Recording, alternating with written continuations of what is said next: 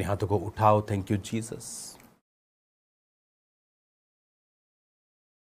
खुदावन के नाम में अपने हाथों को उठाओ और उसकी प्रस्तिश करो राइट नाउ। तेरा लहू ढाल और किला सबकी पना मजबूत आसरा। तेरा लहू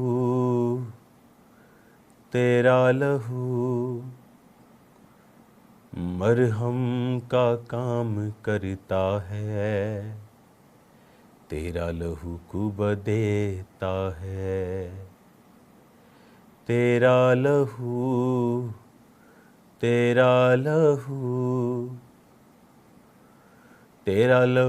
पाक करता है। तेरा लहू कुब देता है।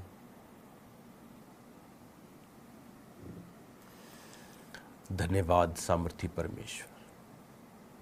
धन्यवाद सामर्थी परमेश्वर। धन्यवाद सामर्थी परमेश्वर। अपने हाथों को उठाओ। खुदावन आज तेरा वचन इनकी जिंदगी में 100 गुना फलों को लाए। इस वचन को अंधकार की शक्तियां चुराने न पाए। खुदावन तेरा आत्मा तेरे वचन के द्वारा इनसे बात करे प्रभु यीशु मसीह के नाम में। आमीन आमीन। God bless you all. आज प्रेयर माउंटेन से बहुत ही खास संदेश मैं खुदावंत की प्रेजेंस से आपको दे रहा हूँ। एक समय है जब परमेश्वर आपको ब्लेस करता है, आप प्रार्थनाओं को रिसीव करते हैं, ब्लेसिंग्स को रिसीव करते हैं। एक समय होता है जो हमने रिसीव किया है उसमें अब हम खुदा को वापस करें। अब समय आ चुका है आप प्रेयर्स करेंगे जो आपने पहले कभी नहीं की। आप जो शाम की मीटिंग में जुड़े हैं, कल मंडे, ट्यूसडे, वेडनेसडे 3 दिन रात के रोज़े आप रखेंगे और खोलेंगे नहीं थर्सडे मॉर्निंग। थर्सडे मॉर्निंग भी आपका रोज़ा होगा, लेकिन थर्सडे डे नाइट का नहीं होगा, थर्सडे डे का होगा और 5 बजे आप फास्ट को खोलेंगे। विषय है खामरा चर्च, मैं, मेरा परिवार कि शैतान की योजनाएं नाश हों, खुदावन अपने प्लान को सफल करे और शैतान की योजनाएं नाश हों। पिछले दिनों में आप देख रहे हैं जो क्रिश्चियनिटी पर अटैक्स हो रहे हैं, सिर्फ पंजाब में नहीं, अगर आप इंडिया की तमाम स्टेट्स में देखेंगे तो किस तरह से अटैक्स किए जा रहे हैं, किस तरह से चर्चिज़ को नाश किया जा रहा है, माइनॉरिटीज़ को, चर्चिज़ को। आपको प्रेयर्स करनी है कि परमेश्वर का आत्मा शैतान की योजनाओं को नाश करे और परमेश्वर अपना फेवर मुझे दे। ये एक बहुत बड़ा विज़न और मिशन जो खुदा ने मुझे 2025 की शुरुआत में दिया है, वो इतना बड़ा है जो मैं आपके साथ शेयर करूंगा अगले संडे और उसके अगले संडे, खास जो दिन पाम संडे और ईस्टर संडे आ रहा है। और उस दर्शन के हिसाब से हम अपनी अगली जो खुदावंद की योजना है उस हिसाब से हम प्रार्थनाएं करेंगे और उस हिसाब से हम चर्च को आगे लेके जाएंगे। इन दिनों में आपको मेरे लिए प्रार्थना करनी है कि परमेश्वर लोगों का और अपना फेवर मुझे दे कि जब मैं एक बहुत बड़े विज़न को लेके पूरी दुनिया में जाऊंगा। सिर्फ सुसमाचार प्रचार की मैं बात नहीं कर रहा हूं और बहुत सारी चीज़ों की कर रहा हूं। जब प्रेरितों के काम पर, कलीसियाओं पर अटैक किए गए ये सोच कर कि इनको हम नाश कर देंगे, तो वचन कहता है वो नाश नहीं हुए बल्कि और फैले और बढ़े। तो परीक्षाएं हमारे लिए दुख का कारण नहीं बल्कि आनंद का कारण है, क्योंकि परमेश्वर उन जगहों पर हमें लेके जाएगा जिन जगहों पर हम नहीं जाना चाहते थे। वो भी कार्य होंगे, वहाँ तक होंगे जहाँ तक पहले नहीं हुए थे। लेकिन आपको प्रेयर्स के लिए मैं अलर्ट कर रहा हूँ, क्योंकि जो आने वाला समय है वो बहुत ही अजीब है। अगर आप देखें 2025 में आज जो हो रहा है, आपको 2024 में बता दिया गया था।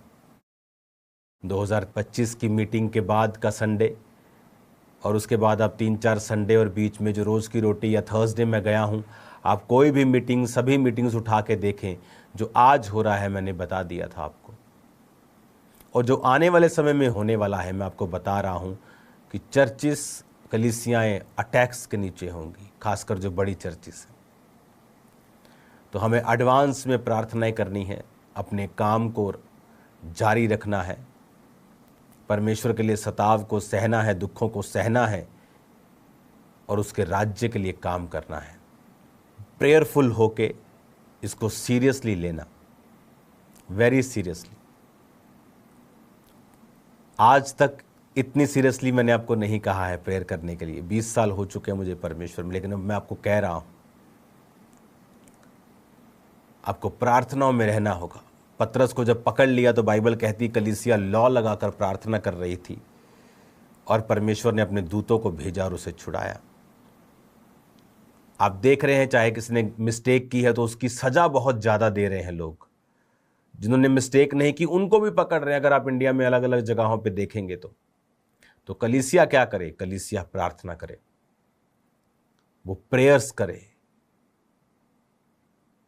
क्योंकि चरवाहों के ऊपर अटैक्स है, भेड़ों के ऊपर नहीं।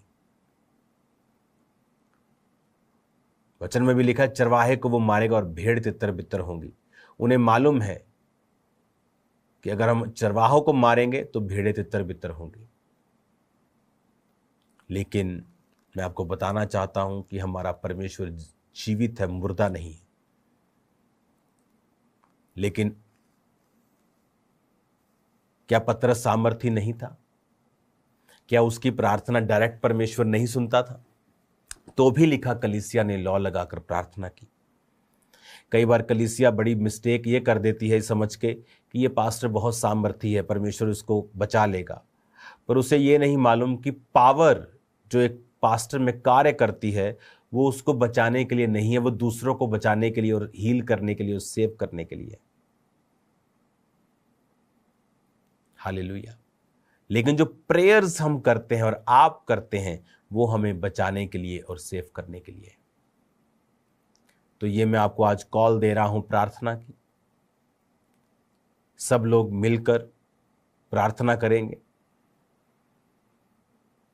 और शैतान शर्मिंदा हो, आप प्रार्थना जरूर करेंगे और ये बात कहेंगे, प्रभु शैतान और उसकी योजनाओं को शर्मिंदा कर और अपने दास को तू ऊपर लेके जा, बचा और अपना फेवर उसे दे। और आपकी प्रार्थनाओं के द्वारा बहुत बड़ा कार्य होगा जिसकी टेस्टिमनी मैं आपको दूंगा। हालेलुया। खुदावंद के हाथ को मांगे कि परमेश्वर अपना हाथ बढ़ाए।